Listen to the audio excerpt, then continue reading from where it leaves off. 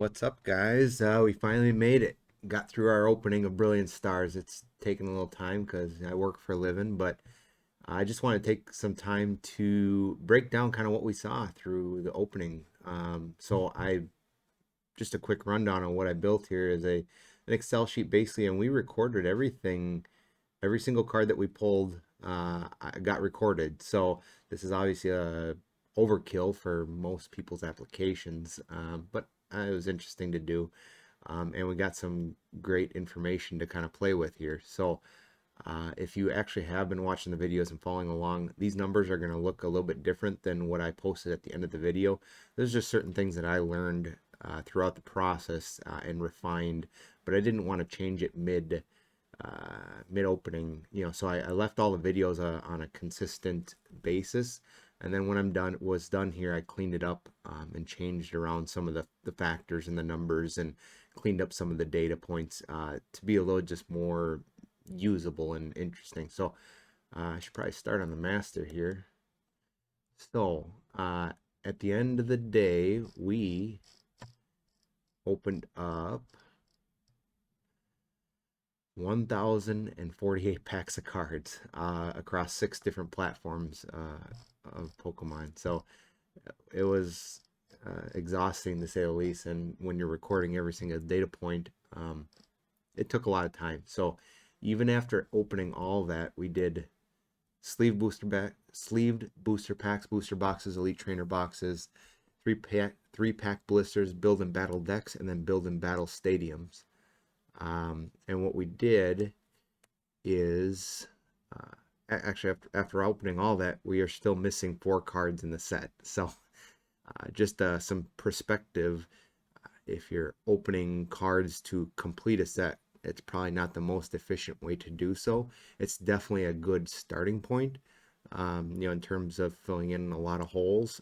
But once you get down to probably the last, I would say minimum 10, you could probably even say 20. If you're down to 20 or less cards in the set, you're probably going to be more efficient buying those. It's definitely not nearly as fun as ripping.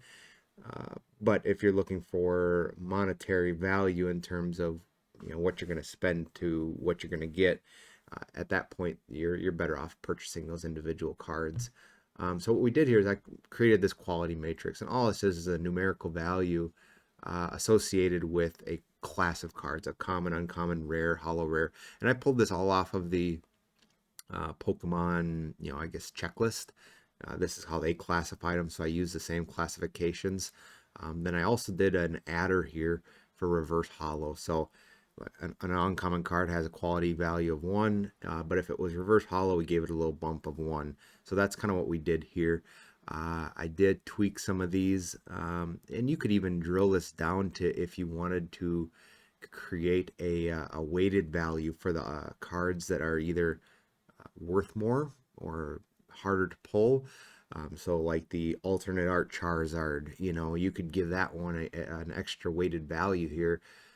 But you're not pulling enough cards to really, I think it's going to skew or convolute your information.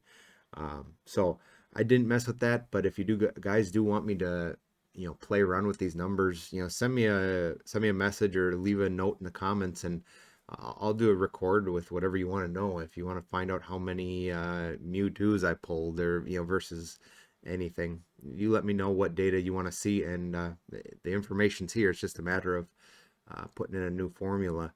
So on this master sheet, I also did a kind of pull percent, in terms of percentage of the packs as a percentage. And then I also did it as a pack pull rate. So this means how many packs you would need to typically open on average in order to pull that card. So obviously some of the ones that we only pulled 1 in the entire opening, they're way up there. But it's kind of interesting to see, like here, some of these we just sneaked in right at the end, and obviously the ones that we didn't get, they weren't secret rares or anything special. We just missed them, and that's just how it goes sometimes. I will say that after opening all this, I think clumping, they call it clumping, is a real thing where you open up a case and it seems to be all Aggron or Lumion or Gramble, I wouldn't hit anything, and then all of a sudden I'd hit two or three of them. So, clumping is a real thing. I think I can confidently say that. It's unfortunate. You wish it would be mixed up and a little more randomized, but I get it. It's just something you got to deal with. All that being said is we basically took this, have a total quality rating by the number of cards we pulled, and we have this up here. So what I did is this number here is basically a master average. So in all the cards that we opened, we're kind of using this as a baseline for saying, hey, this was better than average or worse than average or whatever. So if you come across here to our pack comparison, so we got 1.96, we'll call it. You can see now this is 144. Each of these platforms I broke out into 144 packs. I have the full data set down here in my tabs, but yeah, I wanted to use a clean slate because really, if you're buying something off the shelf, you don't know which one's in which, and it does vary. You'll have a hot box that's all full of stuff, and then you'll have a dud box, and then you have average boxes. So that's a real thing too. So depending on what box you grab, you may have a great box and it's going to skew your data. So we use 144 packs. The only reason I picked that is because it matched my sleeve booster case. I do like using sealed cases. It's just safer, cleaner. It eliminates an element of people doing shady business, weighing packs or weighing cases or stuff like that. So, so as you can see here,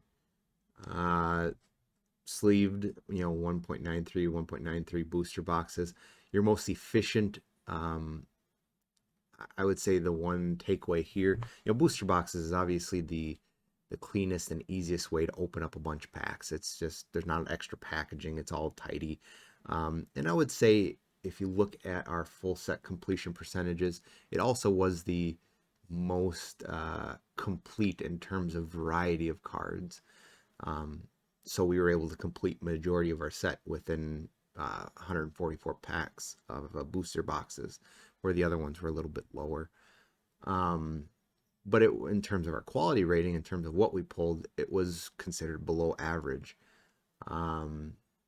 Elite trainer boxes slightly above average, and really beyond our winner, I would say, is for sure our build and battle stadiums. Now, I don't know if this is just an anomaly and we got a great case of build and battle stadiums, or if that truly was the winner.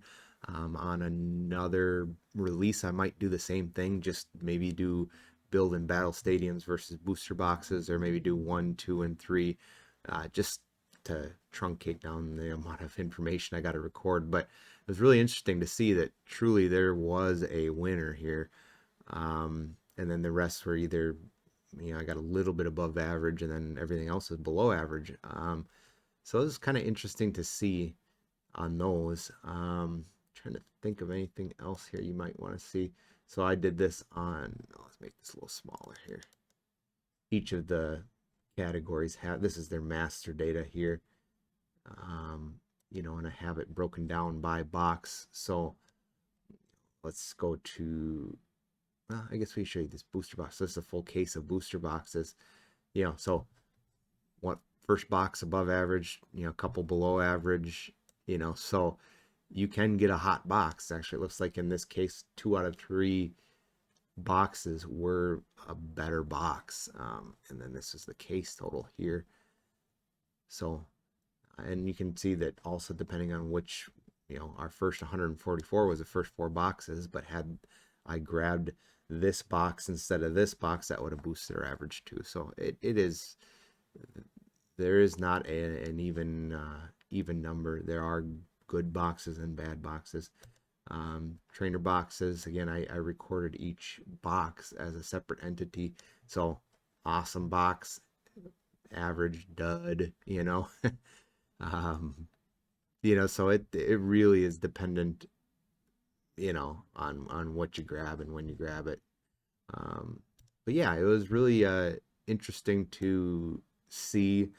I did, I guess, a quick rundown of how I came up with let's see here. So how I rated this here, I gave the trainer gallery a little more weight. Some people could agree or disagree with that, but for me, this trainer gallery sits in the what you would call the reverse hollow slot. You know, so normally where you would see your reverse hollow version of a card, you would get a trainer gallery card instead. And to me, that's a big deal. I mean, to me, I call that a double hit. That's a anytime you're replacing a potentially common card with a sweet and they're cool art on these, that's a win in my book. Obviously, the secret rares are the ones numbered outside of the set numerical at the bottom, so that had the highest rating. So that's kind of my justification here. The V Star, V Max, those are pretty, just a touch more rare than the V cards. The ultra rares, that would include your full art and alternate art cards. So, um, that's just kind of what I gathered. This is maybe a little bit skewed with some of the trainer gallery cards because the first, 1 through, let's call it 14 or so, those are fairly common. I don't want to say fairly common, but more common than the last half. So it's a set of 30.